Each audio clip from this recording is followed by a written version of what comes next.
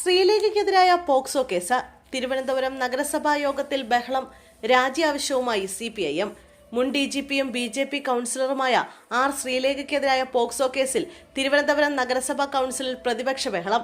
നഗരസഭാ കൗൺസിൽ യോഗത്തിനിടെയാണ് നാടകീയ രംഗങ്ങൾ. UDF കൗൺസിലർമാർ വിഷയം ചർച്ചയിൽ ഉന്നയിച്ചു. എന്നാൽ ചെയർമാൻ പ്രസംഗിക്കാൻ അനുവദിക്കാതെ മൈക്ക് ഓഫ് ചെയ്യുകയായിരുന്നു. ഇതിൽ പ്രതിഷേധിച്ച് UDF കൗൺസിലർമാർ ബഹളം വെച്ചു. അതേസമയം R. ശ്രീലേഖയ്ക്കെതിരെ ഉള്ളത് ഗുരുതരമായ കേസാണെന്ന് കോർപ്പറേഷനിലെ CPIM കൗൺസിലർ SP ദീപക് പറഞ്ഞു. അവർ ബജറ്റ് ചർച്ചയിൽ നിന്ന് മാറി നിൽക്കുമെന്ന് കരുതി. എന്നാൽ പൂർവാധിക ശക്തിയോടെ യോഗത്തിൽ പങ്കെടുത്തു. ഇവിടെ ഒരു കൂസലുമില്ലാതെ കേസിനെ ന്യായീകരിക്കുകയാണ്. പോക്സോ കേസിലെ പ്രതിയായ ശ്രീലേഖ കൗൺസിലിൽ പങ്കെടുത്തത് ജനാധിപത്യ വിരുദ്ധമാണ്. ധാർമ്മികമായി അവർ രാജിവെച്ച് കൗൺസിലിൽ നിന്ന് പുറത്തു പോകേണ്ടതാണ്.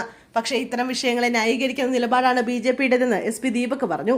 BJP ഭരണസമിതി അവതരിപ്പിച്ച കന്നി ബജറ്റിനെതിരെ പ്രതിപക്ഷ കൗൺസിലർമാർ രൂക്ഷ വിമർശനം ഉന്നയിച്ചു. കോർപ്പറേഷൻ ബജറ്റിൽ പൊരുത്തക്കേടുണ്ടെന്നും അവതരിപ്പിച്ചത് തെറ്റായ കണക്കുകളാണെന്നുമാണ് വിമർശനം.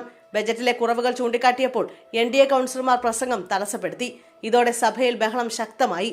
പൊളിറ്റിക്കൽ റീൽ ഓടിക്കാനുള്ള ബജറ്റാണിതെന്നും ബജറ്റിൽ പറയുന്നത് അടിസ്ഥാനരഹിതമായ കാര്യങ്ങളാണെന്നും SP ദീപക് പറഞ്ഞു.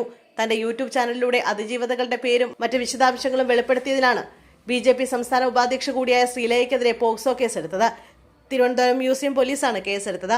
അതിജീവിതയുടെ പേരുവിവരം പരസ്യപ്പെടുത്തരുതെന്ന നിയമത്തെക്കുറിച്ച് വ്യക്തമായി അറിയാവുന്ന പ്രതി അതിന് വിപരീതമായി തന്റെ വ്ലോഗിലൂടെയും YouTube ചാനലിലൂടെയും ഇരകളുടെ പേരുവിവരവും പരസ്യപ്പെടുത്തിയെന്നാണ് FIRൽ പറയുന്നത്.